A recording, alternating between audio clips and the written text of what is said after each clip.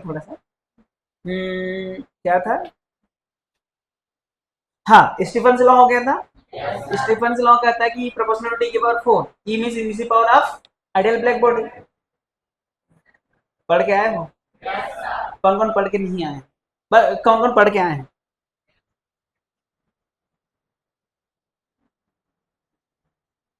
बाकी लोग यहाँ भांगड़ा करने आते हैं। I am a disco dancer. कि मेरा डांस देखने आते हैं? अच्छा, कई लोग मेरा शक्ल देखने आते हैं। आज सर काले दिख रहे हैं कि गोरे दिख रहे हैं? आज पतले दिख रहे हैं कि मोटे दिख रहे हैं? है कि नहीं? कुछ लोग तो पढ़ने आते हैं, मेरा शक्ल देखने नहीं आते। फिर कुछ लोग मेरा शक्ल देखने आते हैं, हाँ यार आज आग थोड़ा सूजा थोड़ी है, आज पी के थोड़ी आए हैं। कई लोग यही चेक करने आते हैं। कैसे? यही तो काम बचा है, पढ़ाई लिखाई तो छोड़ दिए हैं। चलो बढ़ते हैं।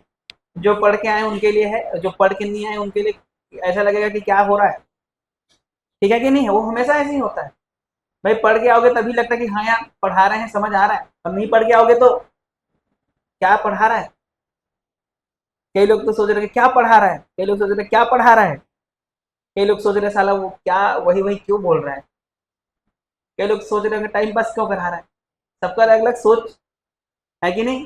सबकी अलग अलग दृष्टिकोण होती। तो स्टीफन लॉ के बारे में जानकारी हो गई थी हमको थोड़ा बहुत। अच्छा, उसमें स्टीफन के लिए हम लोग ई ई निकाले। ई जानते हो? ये क्या होता है? Emissive power. किसके लिए? नॉर्मल बॉडी की ब्लैक बॉडी? नॉर्मल। इसके लिए फॉर्मूला हम लोग निकाल के आए थे। ई आर सिग्मा ए ए ए ए वार ए टी की पावर 4 माइनस टी नॉट की पावर 4। यही था कि नहीं था? उसके बाद मैं एनर्जी के बारे में बताया था। हीट, हीट रेडिएटेड, रिलीजियस, है ना? और क्या बोला था?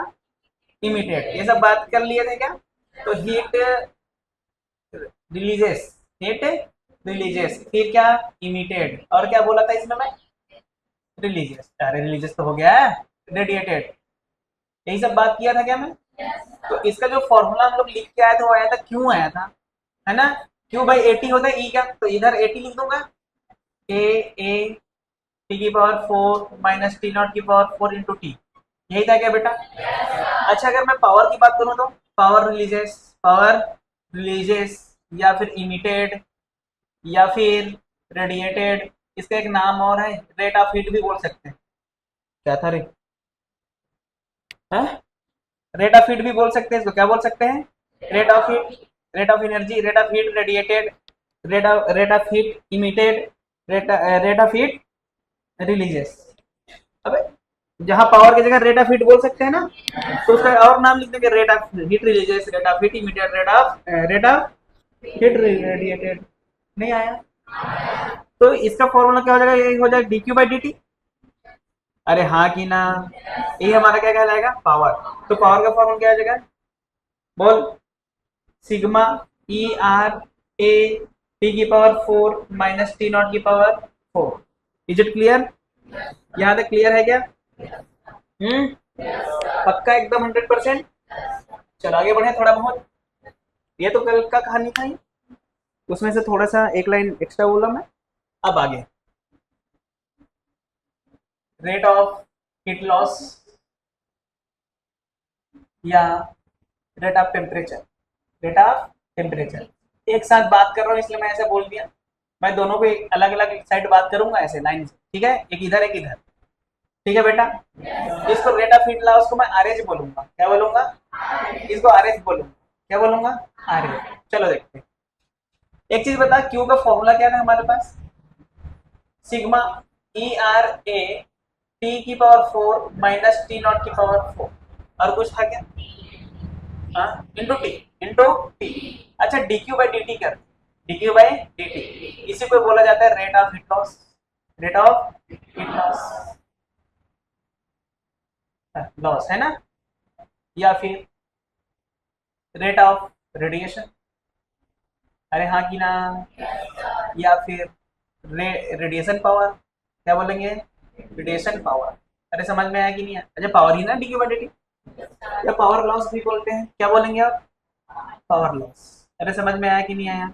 ये सब इसी का नाम, नाम ही तो बता रहा हूँ। समझ आ रहा है कि नहीं आ रहा है समझ? अरे नाम ही में तो बता रहा हूँ, कुछ थोड़ी बता रहा हूँ। अच्छा इसका करता है D Q by D T, D Q by D T करने पर क्या आता है बोल, इसी को बोला जाता है आर एच। क्या बोलते हैं इसी को हम, आर एच। बोल क्या आ जाएगा, sigma E R A T की पावर 4 माइनस टी नॉट की पावर 4। अच्छा मान सराउंडिंग का टेम्परेचर अपन जीरो मान के चल रहे हैं, कैसा मान के चल रहे हैं, जीरो।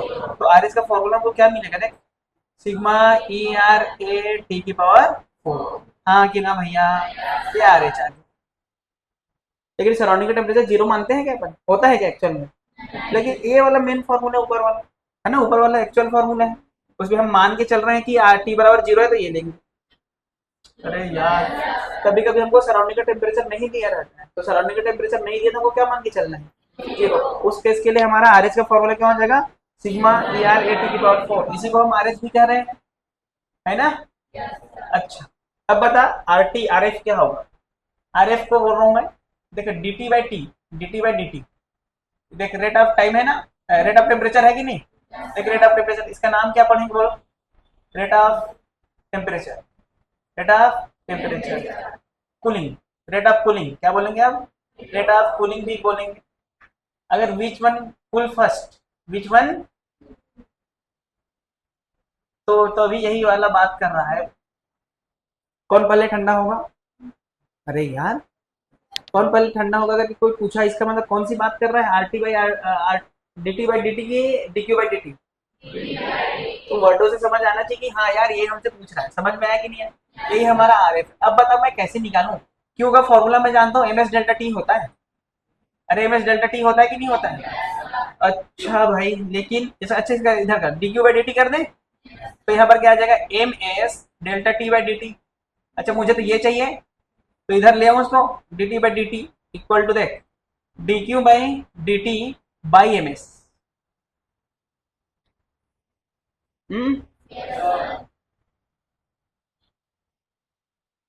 हाँ कि ना, D Q by D T by M S.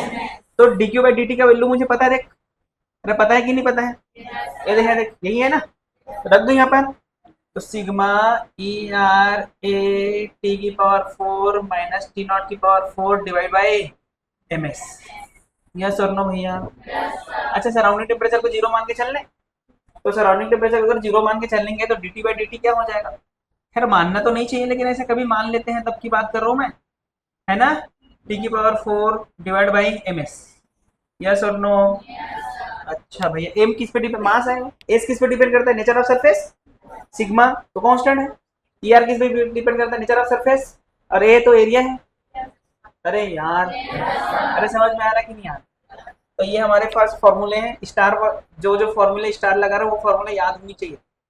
अबे स्टार है जो भी स्टार ही समझो इसको, अबे ठीक है ना, हैशटैग है, क्लियर है यहाँ तक, कुछ कुछ केस लेके चलते हैं, कमेंट करना है हमको, comment on, comment on R H and R F, R H and R F. तो सबसे पहले केस लेके चल रहे हैं, T, T not, E R constant या सेम है, बोल क्या है, सेम है। तो आर आर एच किस पे डिपेंड करेगा बेटा, देख सिग्मा तो कांस्टेंट होता ही है, ई आर कांस्टेंट दे दिया है, तो आर एच डिपेंड किया ए पे ओनली, है ना, और आर एफ किस पे डिपेंड किया, देख ये कांस्टेंट होता है, ये कांस्टेंट दे दिया है, ये कांस्टेंट दिया है, ये कांस्टेंट दिया है, मतलब ए अपॉन एम एस, ए अपॉन एम एस, सही बात है कि नहीं, इस पे डिपेंड किया।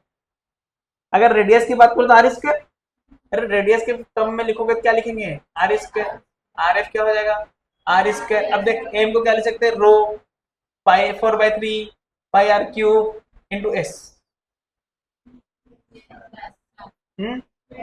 तो देख क्या आ जाएगा, आर एफ प्रोपोर्शनल टू, रो तो कांस्टेंट लेके चल रहे हैं अपन, है, अबे यार नेचर सेम है ना, तो ये जाएगा क्या 1 अपॉन आर एस, है, रो को भी ले लेते चलो, ये देखो ये हो गया, अरे समझ में आ रहा है कि नहीं, 1 अपॉन रो आर एस।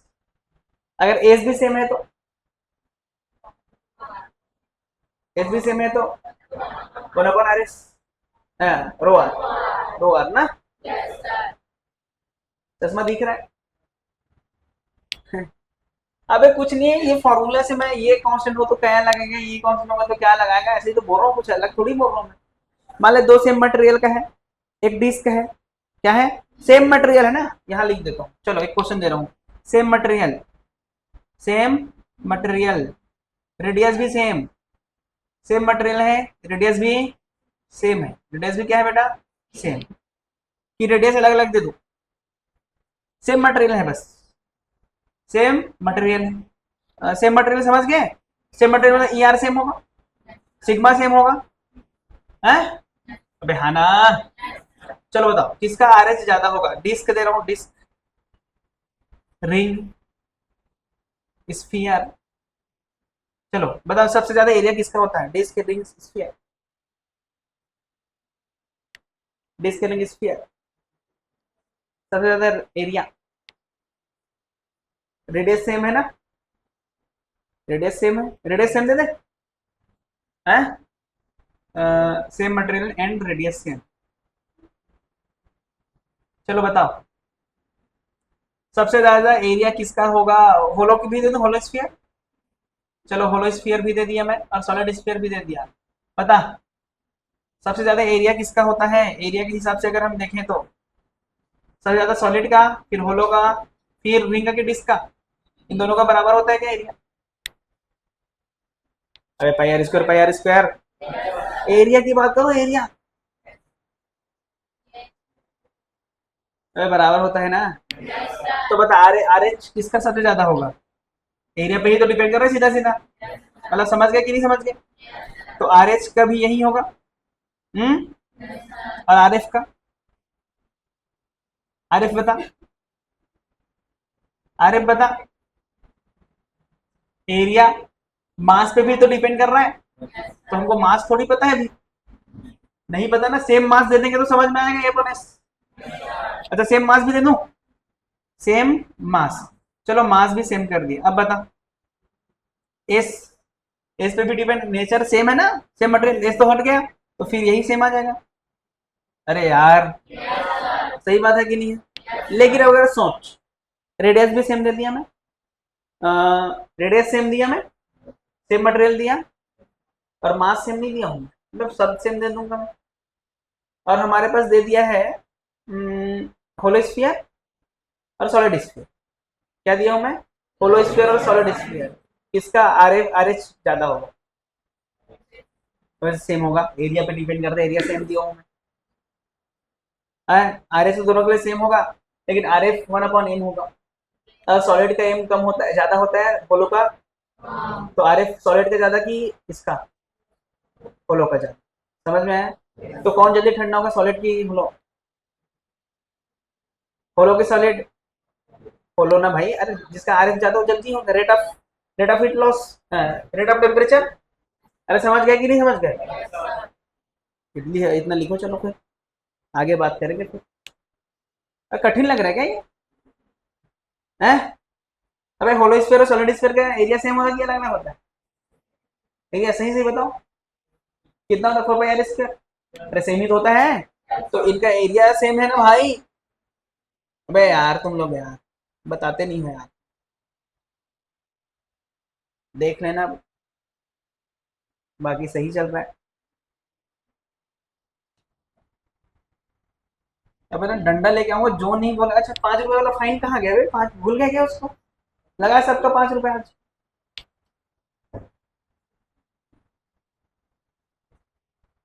सबका लग गया 5 आज, अब ना कल, कल कल है लास्ट डेट, फाइन जिसका जितना भी, अगर किसी का 1 रुपए भी होगा कल लाके जमा कर, ठीक है, हैं, और लिख दे रहे जो नहीं बोल रहा उनको, और नहीं देंगे तो मैं सच में भगा दूंगा अपने क्लास से, और 1 हफ्ते के लिए भगाऊंगा, यार सीधा सीधा मत आना मेरे क्लास एक भी दिन बोल रहा हूँ, क्योंकि यहाँ पर टाइम पास, मजाक मस्ती नहीं करा रहा हूँ मैं, इतने अच्छे से पढ़ा रहा हूँ, हर चीज एक एक, मैं बता रहा हूँ ना, तुम्हारे कॉपी में एक अक्षर बाहर से नहीं आएगा, देख लेना, एक अक्षर भी बाहर से आयत बोल देना, पढ़ाना छोड़ दूंगा उस दिन से, समझ रहे हो, एक अक्षर बाहर से नहीं आता,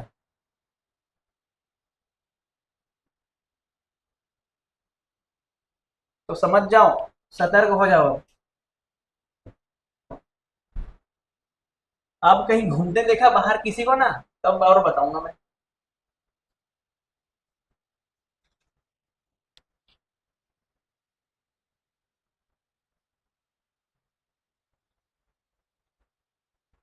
क्या होगा?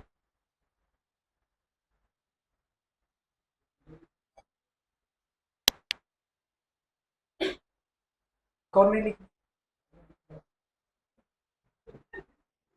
कौन नहीं लिखा है? कौन? कौन नहीं लिखा था? इतना आराम से क्यों लिखता? चलो आगे बढ़े इसके।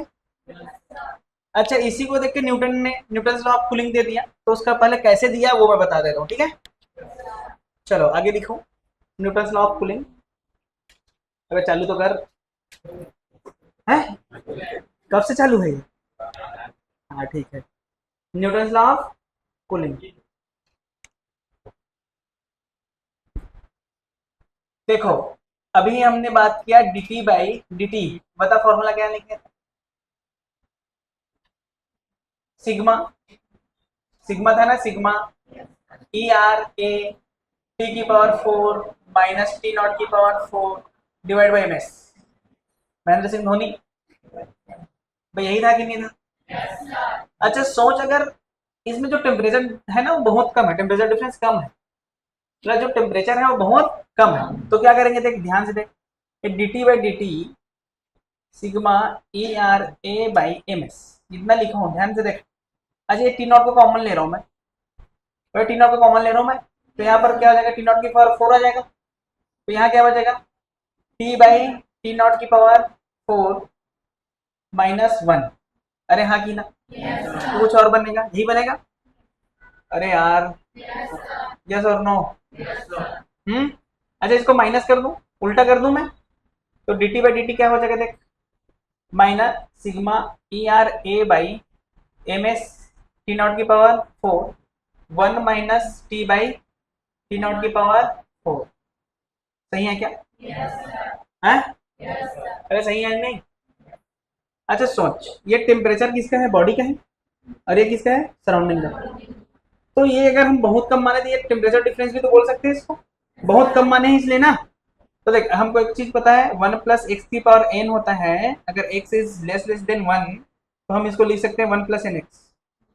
याद है किसी को? तो उसी से लिख दूँ इसको 1 प्लस एन एक्स। तो यहाँ पर D T by D X क्या आ जाए, D T by D T क्या आ जाएगा देख, minus sigma E R A by M S, हाँ की ना भैया, टी नॉट की पावर 4 यह आ जाएगा 1 माइनस, हाँ तो कुछ गड़बड़ कर दिए क्या? हाँ कुछ गड़बड़ कर दिए क्या रे अपन? रुक जाओ तुम 1 मिनट तो रुक। हम्म। अच्छा अभी तो इसको बांधने बोला था ना मैं, रुक जा रुक जा। ये फॉर्मूला लगाएंगे, समझ गए, ये वाला फॉर्मूला लगाएंगे अपन। लेकिन देखिए ये करेंगे D T by D T minus sigma E R A T naught की पावर 4 बाई एम एस, है कि नहीं? इसको मैं ऐसे लिखा देख, 1 माइनस डेल्टा टी, मतलब T minus T not by T naught की पावर 4। अरे यार, चेंज कर रहा हूँ ना मैं, चेंज चेंज इन टेम्परेचर कर रहा हूँ मैं, समझ आया कि नहीं आ रहा? तो अच्छा इसको ऐसे भी तो लिख सकते हैं अपन, देख ध्यान से देख कैसे लिख रहा हूँ मैं, T not minus delta T, मतलब तो वही लिखा है, T minus T not cut जाएगा, वही लिखा है। अरे यार नहीं है इसमें, T not minus T minus delta है, चलो वही लिख दिया। अब लगाए ये वाला फॉर्मूला देख, T not 1 minus delta T by T not, यहाँ लिख दो delta T by D T minus sigma E R A T naught की पावर 4 बाई एम एस, सही है क्या? 1 माइनस देख, 1 minus delta T by T naught की power 4, यही लिखा है देख, अब यही लिखा है कि नहीं? अच्छा ये वाला लगा दूंगा, तो बता क्या आ जाएगा, delta T by D T minus sigma E R A T naught की पावर 4 बाई एम एस। देख 1 माइनस ये माइनस माइनस आएगा ना, तो पूरा लिख देता हूँ, 1 minus delta T by T not into 4, power सामने आ गया ना। तो delta T by D T क्या आ गया, minus sigma E R A T naught की पावर 4 बाई एम एस। सही है क्या? देख 1 ने 1 को मार दिया, ये प्लस हो गया, तो 4 delta T by T naught. अरे सही है क्या? देख इसने एक को मार दिया, अरे मार दे कि नहीं, तो delta T by D T क्या आ गया बेटा, देख minus sigma E R A T naught की power 3 divide by M S into 4, और यहाँ पर बचा डेल्टा टी। हाँ कि ना? ये सब कांस्टेंट है, क्या है ये? कांस्टेंट। तो डेल्टा टी बाई टी क्या आ जाएगा, माइनस को नहीं लेना है कांस्टेंट में, ठीक है, माइनस के डेल्टा टी। यही है न्यूटन्स का नियम, delta T proportional to delta T, ये है न्यूटन का नियम, this is the Newton's law, यही है न्यूटन्स लॉ। माइनस क्यों लगाते हैं समझ में आ रहा है? क्योंकि रेट कम हो रहा है, टेम्परेचर कम हो रहा है, इसलिए माइनस आया, और माइनस अपने से आया कि लगाया गया है? अपने से आया, लगाया गया है। कहाँ पर लगा दिए हैं? बताओ, यहाँ, ये दे अपने से लगा दिया ना मैं, समझ में आया कि नहीं आया? तो देख उल्टा भी जा सकते थे, ये बताने के बाद कहाँ से आया, तो सीधा मैं बताती कहाँ से आया। अब कुछ याद नहीं रखना, हमको ये याद रखना, ठीक है? तो rate of cooling is proportional to the temperature difference between temperature of the body and temperature of the surrounding, is called Newton's law of cooling. समझ में आया क्या? तो न्यूटन्स लॉ ऑफ कूलिंग समझ में आया। इसी से ये लिखते हैं, जनरली ये लिखते हैं, माइनस क्यों लिखते हैं? क्योंकि टेम्परेचर कम हो रहा है, माइनस क्यों लिखते हैं? टेम्परेचर कम हो रहा है। समझ में आया कि नहीं है? न्यूटन्स लॉ ऑफ कूलिंग, ये फर्स्ट लॉ है, न्यूटन्स लॉ ऑफ कूलिंग का क्या है? ये फर्स्ट लॉ है। Is it clear? अरे हाँ कि ना भाई? तो हमको ये वाला भी याद रखना, ये वाला जनरली है ना, यहाँ से ये आया है, मतलब अगर हमको ये सारे चीज नहीं पता, अरे समझ गए, हमको कुछ नहीं पता, न्यूटन्स का लॉ क्या है? D T by D T proportional to delta T. Proportionality से निकालने पर क्या आता है? के। और माइनस क्यों आता है समझ में? माइनस मतलब क्या? टेम्परेचर क्या हो रहा है बेटा? डिक्रीजिंग, है ना? टेम्परेचर क्या है? डिक्रीजिंग, उसकी वजह से क्या है? माइनस। अच्छा के का वैल्यू क्या है? 4 sigma E R A T naught की पावर 3 बाई एम एस। भाई याद रखने की जरूरत है क्या इसको? अरे करना है कर लेना, कोई जरूरत नहीं है लेकिन। अरे हाँ ना? अब बताओ कौन जल्दी ठंडा होगा? एक 25 डिग्री का है और एक 30 डिग्री सेल्सियस है, कौन पहले ठंडा होगा? 25 वाला कि 30 वाला? दो टेम्परेचर, एक 25 डिग्री सेल्सियस और एक 30 डिग्री सेल्सियस। हमको सराउंडिंग टेम्परेचर है 10 डिग्री सेल्सियस, कितना है बताओ? Which one cool first? 25 वाला, हाँ कि ना? क्योंकि इसका रेट ज्यादा होगा, हाँ कि ना? तो घुसा दूंगा गिर जाओगे। अब टेम्परेचर डिफरेंस किसका ज्यादा है? इसका 20 है, इसका 15 है। अबे इसका टेम्परेचर डिफरेंस कितना है भैया? 20। इसका टेम्परेचर डिफरेंस कितना? तो जिसका टेम्परेचर डिफरेंस ज्यादा उसका रेट ज्यादा कि कम? उसका रेट ज्यादा कि कम? अब delta T by T proportional है ना, तो ज्यादा होगा ना। तो जिसका रेट ज्यादा है वो जल्दी ठंडा होगा, जिसका रेट कम है वो जल्दी ठंडा होगा। इसलिए हॉटर हॉटर बॉडी जल्दी ठंडा होता है एज कम्पेयर टू कम कम हॉट। सही तो बोल रहा हूँ मैं।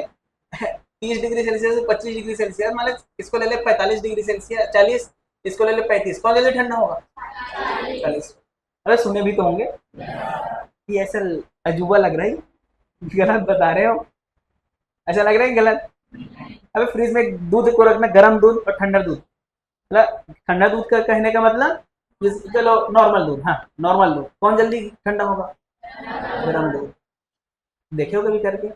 देखना, देखना करके, देखे हो करके? करके देखना, गर्म दूध ठंडा दूध। हम तो दूध देखे ही नहीं है। अरे समझ आया कि नहीं आया? हैं? तो समझ गया क्या? कौन पहले कूल होगा? जिसका टेम्परेचर ज्यादा हो वो जल्दी कूल होगा, जिसका टेम्परेचर कम है वो जल्दी कूल होगा। जिसका टेम्परेचर ज्यादा है वो कम कूल होगा, जल्दी ठंडा होगा। है? है कि नहीं? लिखोगे क्या? चलो लिखो। हो गया यहाँ तक? अच्छा एक चीज बताओ, न्यूटन लॉ ऑफ कूलिंग कहीं से आया है कि अपने आप आ गया है? कहीं से आया है? स्टीफन लॉ से आया है? अरे यार, तो Newton law of cooling is derived from Stephen law. समझ आए? अच्छा, न्यूटन लॉ ऑफ कूलिंग को हम बहुत ज्यादा टेम्परेचर डिफरेंस के लिए लगाते हैं कि कम टेम्परेचर डिफरेंस के लिए लगाते हैं? कम टेम्परेचर डिफरेंस के लिए लगाते हैं। अरे हाँ कि ना? सही बात है कि नहीं? अच्छा, इसका यूज क्या है? इसका यूज हम ना स्पेसिफिक हीट निकालने के लिए करते हैं। क्या निकालने के लिए? Specific heat. किसका? लिक्विड। किसका भैया? लिक्विड का। तो लिखो इट इज डिराइव्ड फ्रॉम, लिखो it is derived from, it is derived from Stefan's law of, Stefan's law बस लिखना, it is derived from Stefan's law. इसे स्टीफन के नियम से व्युत्पन्न किया गया है। अरे हाँ ना भाई, आगे लिखो it is applicable only for, it is applicable मतलब किसकी बात कर रहा हूं मैं? न्यूटन लॉ ऑफ कूलिंग की बात कर रहा हूं मैं। It is applicable only for less temperature difference, T minus T not does not greater than 35 degree Celsius. ये लिख लें। यह कम तापांतर के लिए उपयुक्त होती है, यह कम तापांतर के लिए उपयुक्त होती है। Does not greater than 35 degree Celsius. समझ में आया कि नहीं? यह कम तापांतर के लिए उपयुक्त होती है, ब्रैकेट में लिख लेना, ये तो लिखा हूं मैं। हो गया? आगे बढ़ेगा। Newton law of cooling is used, is used for, is used for determine the specific heat of liquid only.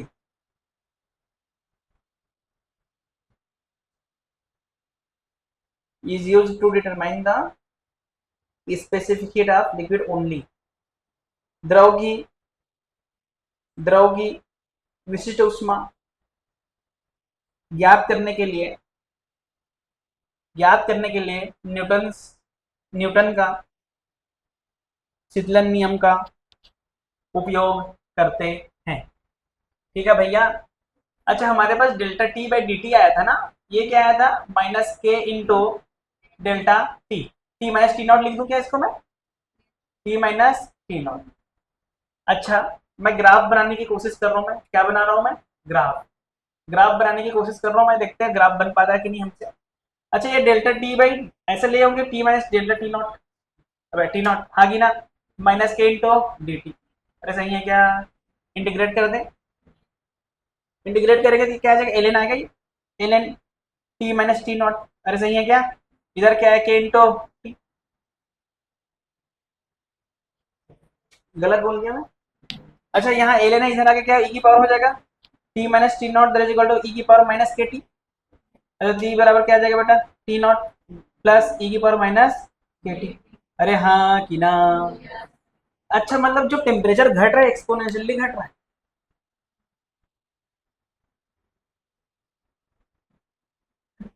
चर घातांकी रूप से घट रहा है। कौन सा घातांकी? चर घातांकी। इसको बोलते हैं एक्सपोनेंशियल। क्या बोलते हैं इसको? एक्सपोनेंशियल, चर घातांकी, चर घातांकी। अच्छा देख, इस घातांकी का, इस घात का घात माइनस में कि प्लस में? अच्छा, अगर प्लस में होता है ई की पावर एक्स तो ऐसे होता है, ई की पावर एक्स का ग्राफ है ये। अगर वाई ई की पावर माइनस एक्स है तो इसका ग्राफ कैसे होता है? ऐसे होता है। तो ये घट रहा है कि बढ़ रहा है? बढ़ रहा है। अबे यार तुम लोग, घट रहा है कि बढ़ रहा है? घट रहा है ना? तुम्हारा चले तुम पता नहीं क्या। तो इसी प्रकार ये घट रहा है कि बढ़ रहा है? घट रहा है कि बढ़ रहा है? घट रहा है ना भाई? तो इसका ग्राफ कैसे बनेगा? बोल। पहले कहीं ना कहीं कुछ वैल्यू रहा होगा, वहां से ऐसे, तो कहां से कहां तक टी से टी के बीच ग्राफ है। अच्छा सोच, इसका D T by D T जो हम निकालेंगे हमको क्या देगा? स्लोप। अरे स्लोप देगा ना, ये हमको क्या देगा? स्लोप। और मुझे पता है D T by D T, देख उधर देख ध्यान से। अच्छा, के का वैल्यू रखना है इसमें, के का वैल्यू रखेंगे तो क्या आया था? -4 sigma E R A T naught की power 3 divide by M S. हाँ कि ना? सब कांस्टेंट लेंगे, लेकिन स्पेसिफिक हीट देख कैसे निकालते हैं, प्रोपोर्शनल टू 1/s है कि नहीं देख। अबे है कि नहीं, ये हो गया। ग्राफ समझ में आया? L N T L N, अरे यहाँ तक ग्राफ समझ में आया कि नहीं आया? इधर लिख दूंगा। चल उधर देख, L N T minus T naught versus minus K T का ग्राफ बना। बना कैसे बनेगा? स्ट्रेट लाइन बनेगा। इधर क्या है, L N T minus T naught, इधर क्या है टी, बता कैसे ग्राफ बनेगा? अरे बोल कैसे बनेगा graph? Straight line, decreasing increasing, decreasing कहीं कुछ तो टी नॉट रहा होगा, वहां से घट रहा है। अरे समझ गए? इसका ऐसे ग्राफ बन जाएगा है। एक ग्राफ दे रहा हूं मैं, उसमें बताना है, क्वेश्चन है मेरा, ठीक है? RF1, RF2, S1 और S2, बता कौन ज्यादा? कंपेयर करना, टी वर्सेस टी का ग्राफ है, बता कंपेयर करना है। हमको पता है आरएफ होता है delta T by T, delta T by delta T, यही तो होता है आरएफ। और यही हमारा क्या है भैया, स्लोप। अच्छा स्लोप दूसरे वाले का ज्यादा कि पहले वाले का? दूसरे वाले का स्लोप ज्यादा है ना, तो इसका मतलब RF2 is greater then RF1। ये क्लियर है क्या? है, लिख देता हूँ, slope of 2 is greater then slope of 1, जिसके वजह से, है कि नहीं? अच्छा मजा आया यहाँ तक। अच्छा बता, एस वन ज्यादा कि एस टू ज्यादा? R F proportional to 1/s, R F proportional to 1/s ना, तो यही तो आर एफ है, delta T by D T. अब थोड़ा सा ठीक लगा? हाँ प्रोपोर्शनल टू एस, अब आर एफ ज्यादा है, कौन ज्यादा है? R F two is greater than R F one है, तो S two is less than, तो कौन ज्यादा है, किसका स्पेसिफिक ज्यादा होगा, नीचे वाले के ऊपर वाले का? ग्राफिकली ऐसा क्वेश्चन भी बन सकता है, समझ आ रहा है कि नहीं आ रहा? तो ये है भाई, ग्राफ बना दिए, ठीक है, न्यूटन लॉ ऑफ कूलिंग। अब सेकंड लॉ की बात करूंगा, ये ग्राफ सही है कि नहीं है? अबे सही है कि नहीं है?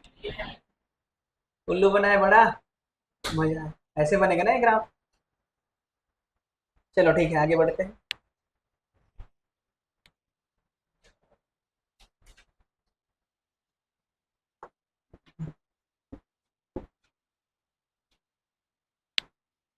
कौन सी लॉ की बात करेंगे बेटा? Second law, second law of Newton. बताओ सेकंड लॉ क्या कहेगा? चलो मान लेते हैं कोई बॉडी है ना, उसका टेम्परेचर पहले T1 था, बाद में कितना हो गया T2, इसमें टाइम लगा T, कितना टाइम लगा बेटा इसमें T, और सराउंडिंग टेम्परेचर है, सराउंडिंग टेम्परेचर है T नॉट, कितना है T नॉट। तो हमको बताना है कि क्या कितना टाइम लगेगा क्या, ठीक है? तो डेल्टा टी मतलब चेंज है ना, तो final minus initial divide by T, minus के। अच्छा ये टी को क्या लिखूं बता, टी को हमको दिया है क्या टी? हमको दिया ही नहीं है टी, वो तो वहां से यहाँ से जा रहा है, इसलिए इसको एवरेज ले लिया जाता है। क्या ले लिया जाता है? एवरेज। समझ में आया कि नहीं आया? This is Newton second law, second law. या माइनस हटाना इधर ले आ, तो T1 माइनस T2 हो जाएगा ना ये, है T, that is equal to K T1 plus T2 by 2 minus T। ये न्यूटन का दूसरा नियम। आसान है, आसान है कि आसान है ना, यही से न्यूमेरिकल बनता है। 10 डिग्री सेल्सियस, 15 से 10 गया तो इतना टाइम लगा, 20 से 25 जाएगा कितना टाइम लगेगा, अभी कराएंगे, टेंशन मत लो।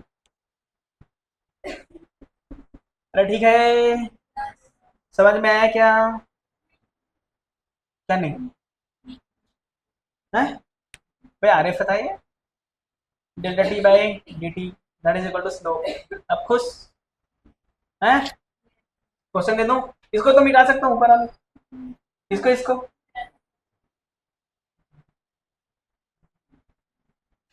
चलो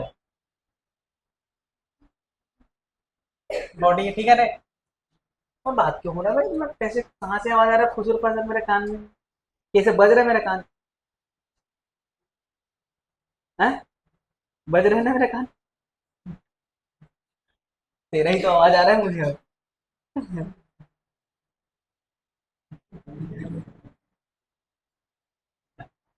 ये क्या है कि नहीं?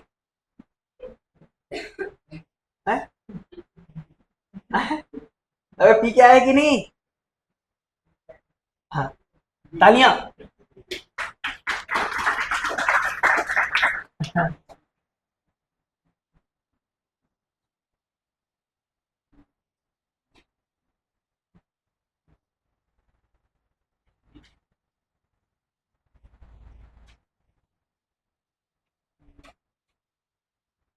कौन रहे?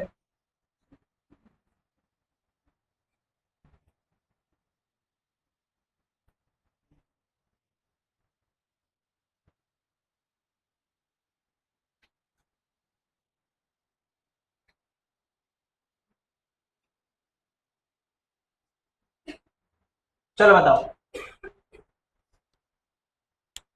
एक बॉडी को 75 से 65 होने में कितना टाइम लगा? 3 मिनट। तो 65 से 50 होने में कितना टाइम लगेगा? मिटा दूं अब इसको?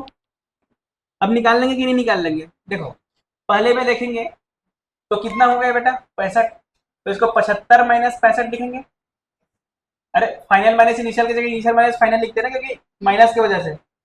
अरे यार, 3 मिनट लगा। 75 + 65/2 70 आएगा आई थिंक। अबे 70 आएगा। अरे लिख ही देता हूँ भाई, नहीं तो तुम लोग कहाँ से आ गया। तो सही है क्या? माइनस कितना? 30। पहला हो गया ये। अबे के को भूल गए। अरे हाँ ना भाई। दूसरा कहाँ से कहाँ जा रहे हैं? 65 से 50। हाँ की ना? एक काम करना, इसको 55 ले ले। कितना ले ले रहे? 55। कितना ले लिए? 55। कितना टाइम लगेगा? टी लगेगा, है ना? ये के है यहाँ कितना? 65 + 55 डिवाइड बाई 2 माइनस कितना? 30। इक्वेशन 1। इक्वेशन 2 दोनों को डिवाइड कर दे। ये आ जाएगा कितना? 10। ये भी कितना आएगा? 10। यहाँ और लिख दूं क्या यहाँ? 10/3 मिनट। सही है। के ये कितना आ जाएगा? 70 माइनस 30। ये कितना आएगा? 10/t। और के ये कितना आएगा? 60। 60 - 30। इक्वेशन 2। इसको ये छोड़ दे।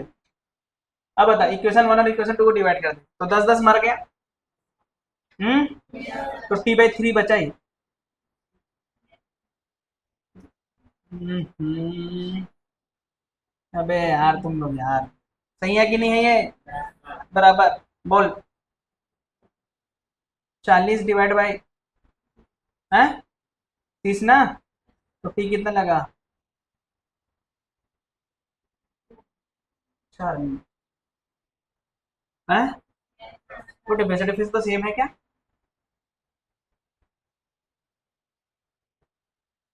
समझ में आया कि नहीं आया? उसी बॉडी को वहां से वहां में इतना टाइम लगा तो उससे और क्यों लग रहा है एक्सपोनेंशियली घट रहा है? देख, ग्राफ बनाया था, याद कर। अरे ग्राफ बनाया था ना? याद करो ग्राफ। ग्राफ से और समझा देता हूँ तुमको, अगर समझ नहीं आ रहा हूँ ये चीज। देखो ग्राफ ऐसे बनाए थे ग्राफ, है ना? चलो मान लें यहाँ का टेम्परेचर था, कुछ तो था यहाँ से यहाँ तक। एक हो गया, ठीक है। अ, अरे ठीक है क्या? फिर यहाँ से यहाँ तक का देख। फिर यहाँ से यहाँ तक का देख। यहाँ ये एक लाइन, एक दूसरा ये, ठीक है। यहाँ से ये वाला और ये वाला सेम है। क्या है बेटा? सेम है। तो जब हम यहाँ से यहाँ आए, मतलब कहाँ से कहाँ? यहाँ से यहाँ, तो ये वाला टाइम लगा। फिर ये वाला टाइम लगा। बता कौन ज्यादा टाइम है? T2 ज्यादा कि T3 ज्यादा कि T1 ज्यादा? T1 is greater then.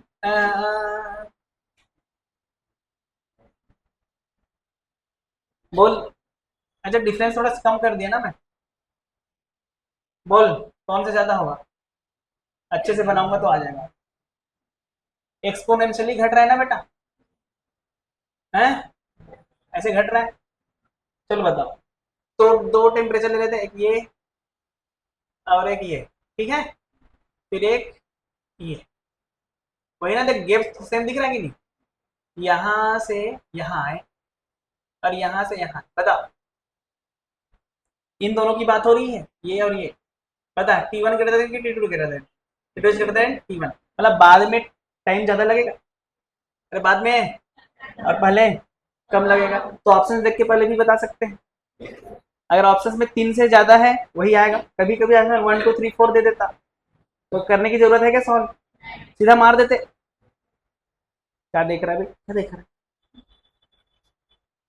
है, समझ में नहीं आया क्या ये? अरे यार मैं क्या बोल रहा हूँ, अगर 75 से 65 में कितना लग रहा है, 3, टेम्परेचर डिफरेंस सेम है तो उससे ज्यादा लगेगा कि कम लगेगा, ज्यादा लगेगा, क्योंकि एक्सपोनेंशियली ग्राफ भी कह रहा है कि बढ़ते जाएगा तो टेम्परेचर टाइम ज्यादा लगता जाएगा, है ना। तो ऑप्शन में कभी कभी हमको सॉल्व करने की जरूरत नहीं होती है, कभी कभी हमको एग्जामिनर ऐसे देता है कि सॉल्व मत कर, ऐसी मार, लेकिन हम फिर भी सॉल्व करने बैठ जाते हैं, है ना। देखना अगर उसमें ऑप्शन 1 2 3 4 होता तो कौन सा आंसर आता, 4, तो ज्यादा आना चाहिए ना इससे, मान ले 4 नहीं देता, 1 2 3 5 दे देता तो क्या मारते, 5 मारो, अगर देखना नहीं कुछ नहीं पढ़ना मार देना सीधा। समझ में आ रहा है कि नहीं आ रहा है? तो ऐसे भी क्वेश्चन हमको करना पड़ता है, ऐसे क्वेश्चन बहुत आया है, समझ में आया, समझ में आया थोड़ा बहुत, चलो लिखो।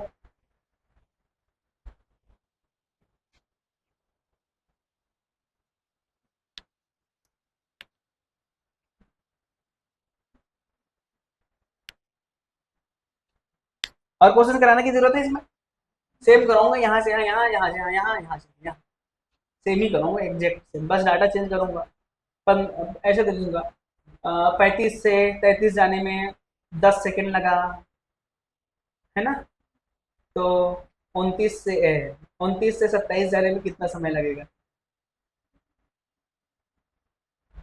सही है कि नहीं, सराउंडिंग टेम्परेचर 30, कराने की जरूरत है ऐसा,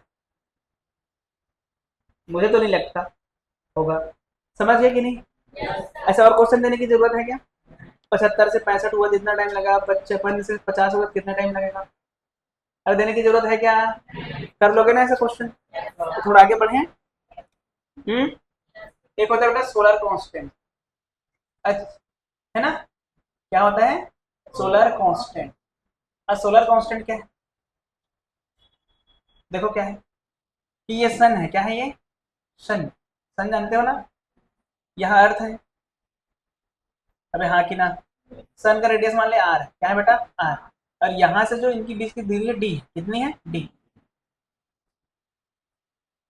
तो सन एनर्जी छोड़ रहा होगा और अर्थ रिसीव करेगा, तो जो अर्थ रिसीव करेगा ना उसी को बोला जाता है सोलर कांस्टेंट, क्या कहा जाता है सोलर हीट या एनर्जी, एनर्जी लिख दो, energy received by the earth per unit time in per unit area known as solar constant, solar constant है, कुछ गलत कर दिया क्या मैं,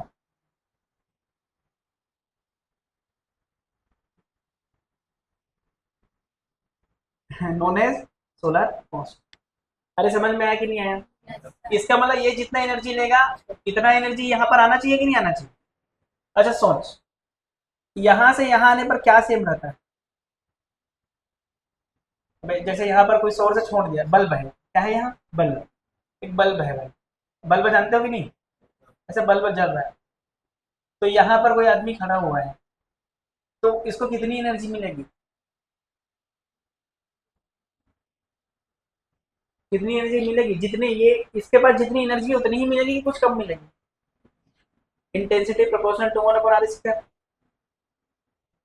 नहीं बताया हूँ क्या मैं, अबे पॉइंट सोर्स होता है तो इंटेंसिटी प्रोपोर्शनल टू 1/r² होता है, अगर लीनियर सोर्स होता है प्रोपोर्शनल टू 1/r होता है, अगर इनफाइनाइट सोर्स है तो आई कांस्टेंट होता है, इंटेंसिटी इंटेंसिटी अलग अलग होता है ना इंटेंसिटी, तो अगर यहाँ से यहाँ आ रहा है एक यहाँ पर है तो यहाँ पर इंटेंसिटी अलग अलग होगी सेम होगी, अगर तुम खुद लाइट के पास खड़े रहोगे और लाइट से दूर रहोगे तो अलग अलग महसूस होता है कि नहीं गर्म, तो इंटेंसिटी अलग अलग होगी कि नहीं होगी, तो यहाँ जितनी इंटेंसिटी होगी क्या यहाँ पर उतनी इंटेंसिटी होगी, लेकिन यहाँ जितनी पावर होगी यहाँ उतनी पावर होगी, पावर सेम होता है, इंटेंसिटी अलग अलग होती है। समझ आया कि नहीं है? तो अगर मैं अर्थ के पास की पावर की बात करूं और सन की पावर की बात करूं तो पावर सेम होगा, और पावर का फॉर्मूला क्या होगा? बोल। ई इंटू एरिया, तो ये कितना? 4 पाई r², और ये क्या होगा? एस इंटू 4 पाई d²। अरे ई इज इमिसिव पावर वाली बात कर रहा हूँ, इंटेंसिटी है ई। ये क्या है? इंटेंसिटी। इंटेंसिटी इंटू एरिया क्या आएगा? पावर। तो पावर सेम होगा ना दोनों जगह। Power emitted by the sun is equal to power received by the earth. लिख दूं क्या? लिखना पड़ेगा। Power emitted by the sun is equal to the power received by earth. समझ गए क्या? बराबर है दोनों। देख 4 पाई मर गया। इसका फॉर्मूला क्या मिला बेटा हमको? ई r² बाई d², और हम जानते हैं ई प्रोपोर्शनल टू टी की पावर 4 होता है, होता कि नहीं? तो यहाँ से ई को लिखते हैं सिग्मा टी की पावर 4, याद है? तो इसका वैल्यू क्या आ जाएगा? देख सिग्मा टी की पावर 4 r² बाई d², ये सोलर कांस्टेंट का वैल्यू है। समझ में आया? अच्छा सन ऊपर होता है कि नीचे होता है? हम यहाँ से देखेंगे तो। और अर्थ सन ऊपर की नीचे? अबे ये तुम हो, कौन है ये? ऊपर क्या होता है, नीचे क्या होता है? ऊपर जो होगा किसका होगा, और नीचे का होगा किसका होगा? याद करने का। अबे ट्रिक, ट्रिक ट्रिक समझ में आया? सन ऊपर, तो ऊपर वाला किसका? सन का। और नीचे कौन? तो सन से अर्थ की डिस्टेंस वाला कहाँ? नीचे। अरे समझ में आया क्या? मजा आया? होशियारी मार के। यही ट्रिक है। कोई ट्रिक है बे? हैं? अरे कोई ट्रिक है क्या ये? आगे बढ़े? ये लिखोगे इतना, फिर डिस्ट्रीब्यूशन कर लो, पढ़ाऊंगा। उसका हिंदी तो लिखा चुका हूँ मैं कई बार। इमिसिव पावर ही तो है वो। इमिसिव पावर है कि नहीं है? लिख ले चल। पृथ्वी के द्वारा प्रति एकांक समय में प्रति एकांक क्षेत्रफल पर, पृथ्वी के द्वारा प्रति एकांक समय में प्रति एकांक क्षेत्रफल पर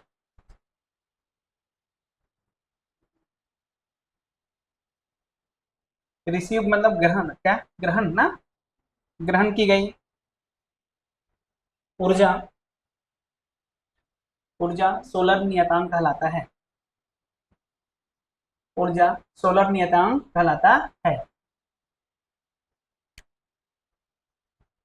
spectral distribution curve of N ideal black body.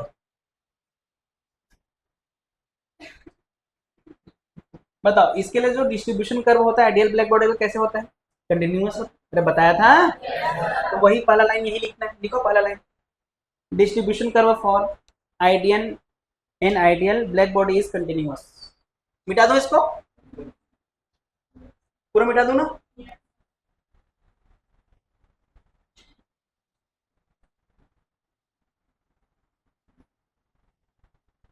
लिखो spectral distribution curve for an ideal black body is, an ideal black body is continuous. Spectral, spectral वितरण, वितरण वितरण वितरण वक्र, वक्र आदर्श कृष्ण पिंड के लिए, वक्र आदर्श कृष्ण पिंड के लिए सतत होती है, सतत होती है। अरे हाँ कि ना? समझ में आया पहला वाला? दूसरा लिखो area enclosed, area enclosed, area enclosed between spectral emissive power and wavelength, spectral emissive power and wavelength of an of an ideal black body gives us of an ideal black body gives us total emissive power, gives us total emissive power. Spectral उत्सर्जन शक्ति तथा spectral उत्सर्जन शक्ति तथा spectral उत्सर्जन शक्ति तथा spectral उत्सर्जन शक्ति तथा वेवलेंथ के बीच बनाया गया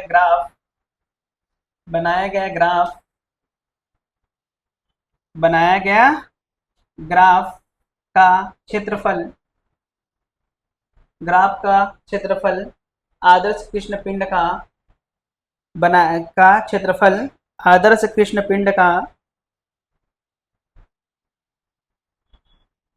कृष्ण पिंड का तो कुल उत्सर्जन शक्ति बताता है। समझ में आया कि नहीं आया?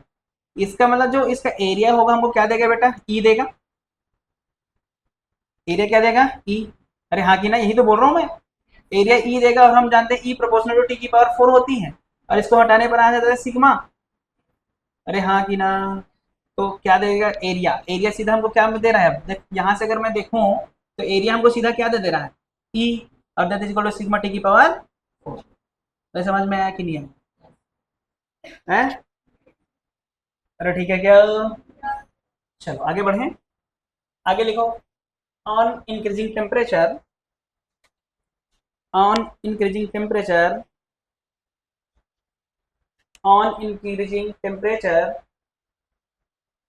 increasing temperature wavelength corresponding to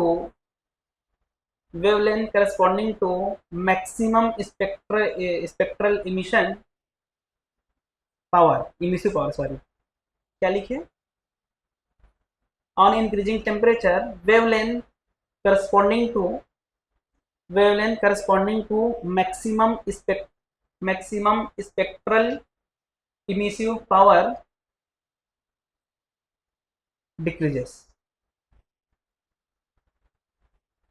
maximum समझ में? कौन डिक्रीज हो रहा है? लेमडा डिक्रीज हो रहा है कि स्पेक्ट्रल पावर? लेमडा। पढ़ ध्यान से, पढ़, है ना? लिखो, तापमान बढ़ाने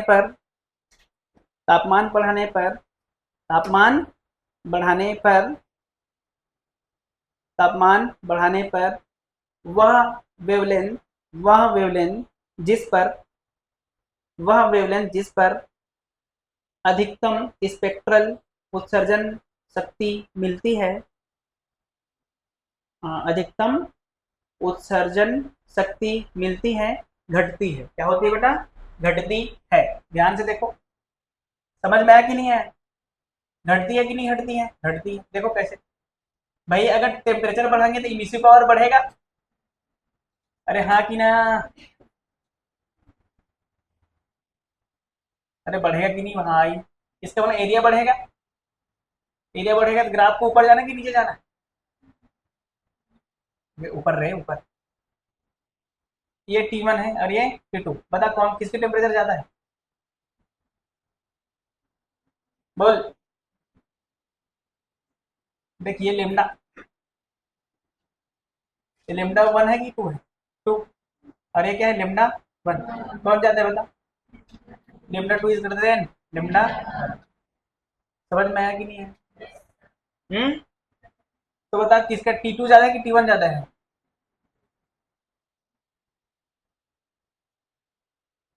गलत बोल दिया क्या मैं? अबे T2 ज्यादा है कि T1 है? यहाँ लेमडा 2 ज्यादा है कि लेमडा 1 ज्यादा है?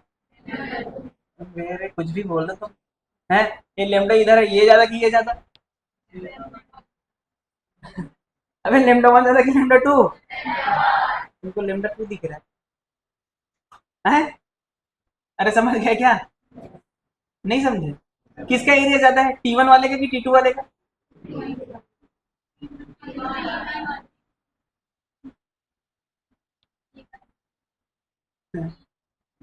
अच्छा सोच, T1 ज्यादा कि T2 ज्यादा?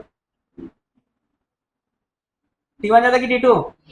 वाह रे वाह रे, कुछ भी बोलो रे, कुछ भी बोल दो तुम। T1 ज्यादा है। T1 ज्यादा है कि नहीं? अभी तो लिखा है ना इंक्रीजिंग टेम्परेचर लेमडा डिक्रीजेस, तो ये ज्यादा है तो ये कम होगा ना। अच्छा बता किसका एरिया ज्यादा, T2 वाले का एरिया ज्यादा है कि T1 वाले का? T2 वाले का एरिया ज्यादा है। किसका एरिया ज्यादा है? T2 वाले का। तो इनमें से T2 ज्यादा कि E1 ज्यादा? समझ में आया कि नहीं आया? अच्छा देखो, हमारे पास कौन सा कलर है तो विग्योर होता है। अबे होता है कि नहीं? विग्योर, हाँ कि ना भैया? इधर से इधर जाते हैं तो लेमडा बढ़ता है। लेमडा मिनिमम की बात कर रहे हैं, मिनिमम। अच्छा लेमडा बढ़ता है और फ्रीक्वेंसी घटता है और एनर्जी। अरे वाह, कुछ भी बोल दो तुम, तुम्हारी मर्जी चल रहा है। अबे ई का फॉर्मूला होता है SC/लेमडा, तो लेमडा अगर बढ़ेगा तो ई कम होगा कि बढ़ेगा? और एफ बराबर होता है क्या, C/लेमडा। हम्म, तो लेमडा बढ़ेगा तो एफ घटेगा कि बढ़ेगा? घटेगा। अरे ठीक है क्या? चलो एक ग्राफ बना दो।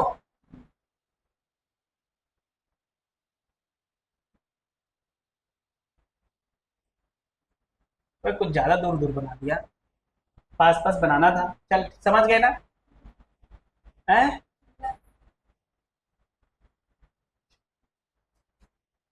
ये लेमडा और ये क्या है, ई लेमडा। ठीक है। कहाँ गए रे अपन? पहले कौन किसको दे पहला? किसको दे दे पहला? ये T2 है ना, T3 है ना? दिख रहा है कि नहीं दिख रहा है? अच्छा जो, तो सबसे पहले गरम किए अपन, है ना? तो हमारे पास कलर है, कौन सा कलर है देख, विग्योर है ना? तो सबसे पहले हमको कौन सा कलर दिखाई देता है? तो सबसे पहले कौन सा कलर? फिर उसके बाद फिर फिर फिर फिर फिर समझ में आया? इसलिए जब भी हम किसी भी चीज को गर्म करते हैं तो कौन से कलर का होता है? उसके बाद थोड़ा देर बाद ऑरेंज दिखता है, फिर कैसे हो जाता है? समझ गए? इतना तो गर्म नहीं कर पाते, येलो कर दे। लेकिन देखना कभी कभी लोहा येलो भी दिखाई देता है। समझ में आया कि नहीं आया? अच्छा इस ग्राफ से हमको क्या कंक्लूजन मिला? इस ग्राफ से हमको कंक्लूजन मिला कि सबसे ज्यादा टेम्परेचर T1 है, फिर T2 है, फिर T1 है। हाँ कि ना? और लेमडा भी दे देते हैं, इसका नाम क्या है, ये वाला लेमडा 3, ये वाला लेमडा 2, ये वाला लेमडा 1। कौन ज्यादा है, lambda 1 greater than two lambda 3। अच्छा इसी को अगर फ्रीक्वेंसी के में बनाता तो फ्रीक्वेंसी 1 ग्रेटर होता, है कि नहीं? हाँ उल्टा उल्टा उल्टा,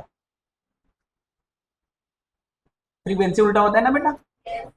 समझ में आया कि नहीं आया? अच्छा मैं अगर इमिसिव पावर की बात करूँ तो किसकी ज्यादा होगी?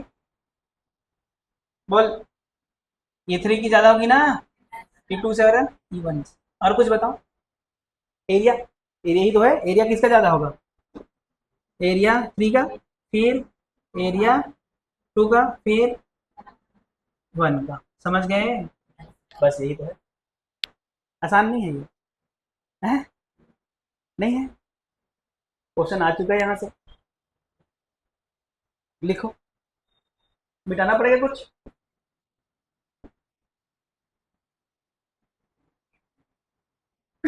लिखो, Wien's fifth power law. Wien's fifth, ऐसे लिखते हैं फिफ्थ को, चालू हो गया कि नहीं? ऐसे लिखते हैं ना?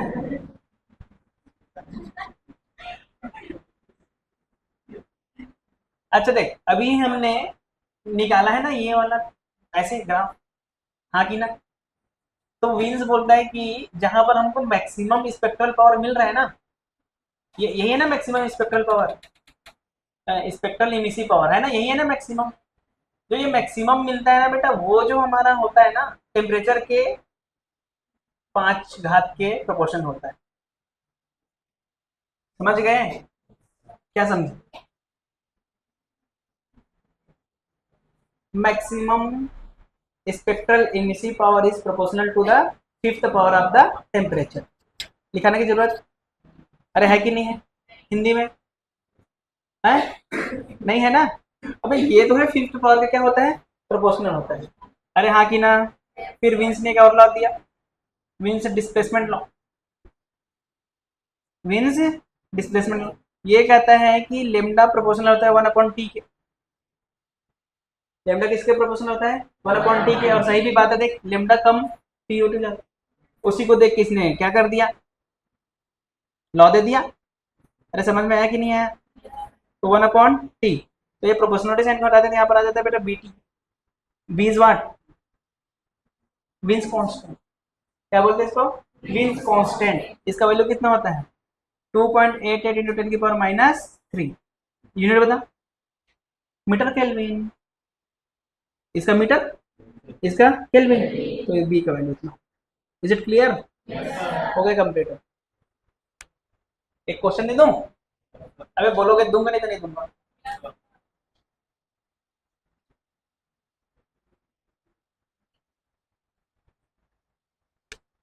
ये है 1, ये है 1.5 माइक्रोमीटर में दिया गया है। तो आपको बताना है T1 T2 कितना होगा। बता T1 T2 कितना होगा? यही है क्वेश्चन, दिखा क्वेश्चन। बता T1 कितना होगा, T2 कितना होगा। पहले बात करते हैं सॉल्यूशन। T1 क्या होगा बेटा? B by lambda. B by lambda 1। अरे इस, अच्छा T1 वाला, अच्छा ये है ना T1 वाला ऊपर वाला। बी का वैल्यू तो पता है 2.88 न्यूटन की पावर -3। अच्छा लेमडा 1 कितना है? 1। 1 ना, तो 10 के घात माइनस, अरे माइक्रोमीटर। सॉल्व कर लोगे कितना आ जाएगा ये? 2.88 न्यूटन की घात 3। यही आएगा केल्विन। अच्छा T2 बता। बी बाई लेमडा 2, तो ये जाएगा 2.88 न्यूटन की पावर -3 डिवाइड बाई 1.5 न्यूटन की पावर 6। कर लोगे सॉल्व? आगे T1 T2।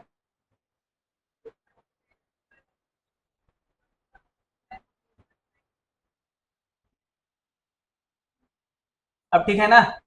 हाँ कर लेना। अरे कर लेना। 1 पॉइंट लगभग 2, अरे 3 के आसपास है ना लगभग। अरे यार तुम लोग यार, सही है ना? अच्छा पहला ये, दूसरा एरिया बता दे। एरिया हमको पता है, एरिया क्या होता है? अबे एरिया, एरिया टी की पावर 4 सिग्मा इंटू टी की पावर 4 होता है ना। तो सिग्मा सिग्मा टी की जगह क्या लिखेंगे? B by lambda. आ गई ना? ये A1 आ गया। और A2 की बात करें तो सिग्मा बी बाई लेमडा 2 की पावर 4। दोनों को डिवाइड कर देना, अगर दोनों में रेशियो पूछा तो। एरिया, एरिया के साथ साथ वो भी तो पूछ सकता है ई, तो ई भी तो यही है। समझ में आया? यही बस पूछते हैं इसमें, और क्या। ठीक है, समझ में आया? इस प्रकार चैप्टर खत्म। कल पढ़ेंगे KTG, connect theory of gases. इस प्रकार ये चैप्टर खत्म होता है। थोड़ा बहुत समझ में आया कि नहीं आया? पक्का? चले मिलते हैं, तब तक हैप्पी